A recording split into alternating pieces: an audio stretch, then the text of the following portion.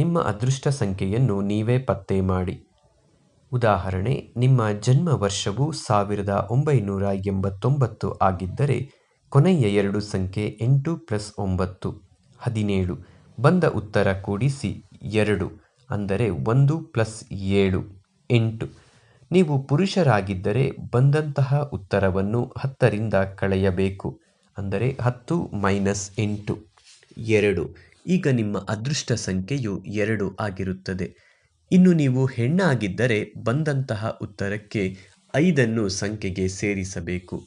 ಈ ಸಂದರ್ಭದಲ್ಲಿ 8 + 5 13. ಅಂದರೆ ಹೀಗೆ 2 ಸಂಖ್ಯೆ ಬಂದಲ್ಲಿ ಅದನ್ನು ಮತ್ತೆ ಒಡೆದು ಕೂಡಿಸಬೇಕು, ಅಂದರೆ 1 + 3 4 ಹೀಗೆ. ಆದ್ದರಿಂದ ನಿಮ್ಮ ಅದೃಷ್ಟ ಸಂಖ್ಯೆ 4 ಆಗಿರುತ್ತದೆ.